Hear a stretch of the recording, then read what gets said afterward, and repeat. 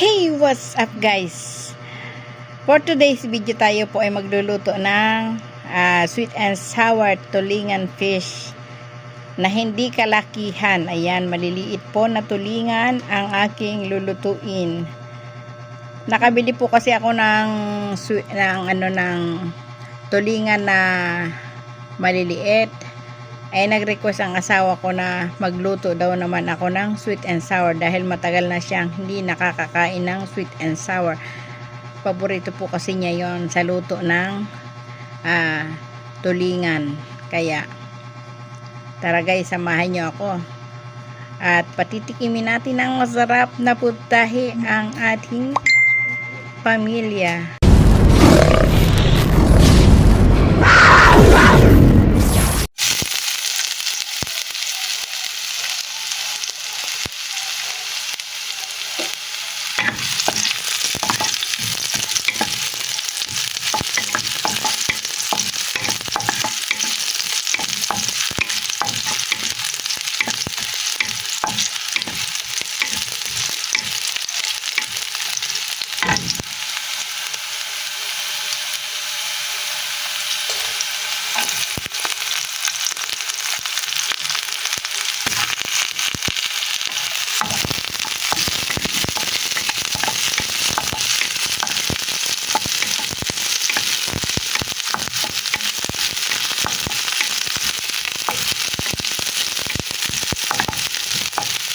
Ayan na nga for today's video mga lalabs. Tayo magluluto ng sweet and sour fish. Ayan, sweet and sour tulingan. Tulingan na maliliit. Gusto ko kasi mga ganito lang kalaki na tulingan. Ayoko nung malalaki sobra kasi hirap prituhin. Ayan o. Ayan ang tulingan. Na-prito ko na. Tapos ngayon ating sweet and sour. At paborito yan ang asawa ko. Ayan. Naluto sa isda. Ilagay na natin ang fish. Nilagay ko na. Inuuna ko kaysa doon sa suka. Ayan, lagyan natin ng suka. Sarap ng tunog. Sarap ng tunog niyan. Yan ang gusto ng asawa kong luto sa tulingan. Lagyan natin ng tubig. Kulang pa.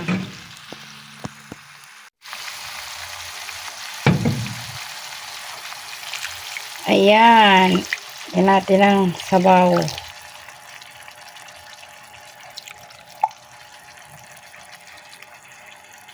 Hintayin natin kumulo.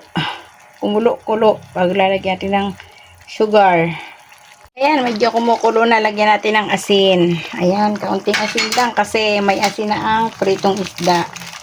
Lagyan natin ng kaunting Ajinomoto. Kaunti na yung nasa plastic.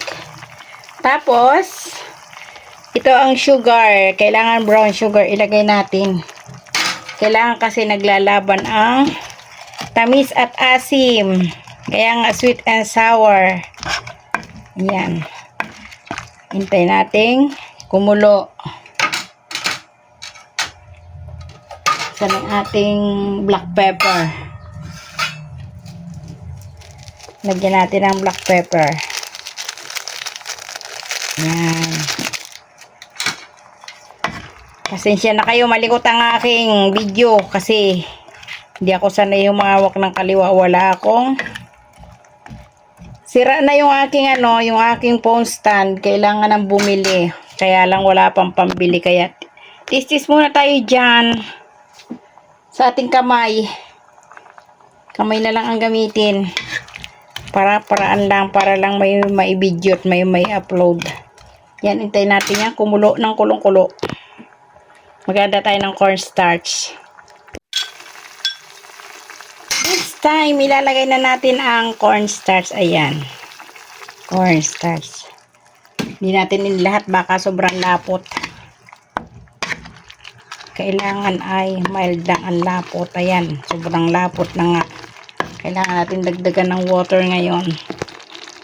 Ayan, dagdagan natin ng water. Kasi wala nang may isabaw ang asawa ko. Ayan, dahil sa naparami ang ating cornstarch, lumapot ng kaya dinagdagan ko ng tubig. Ayan, di dumami tuloy ang sabaw kasi gusto naman ng asawa ko ng sabaw. Okay lang yan. Gusto ng asawa ko ng sabaw ng sweet and sour.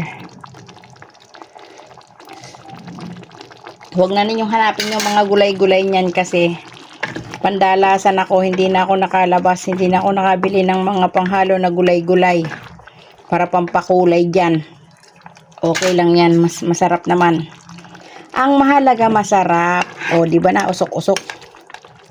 Oh, sarap yan. Promise, masarap yan.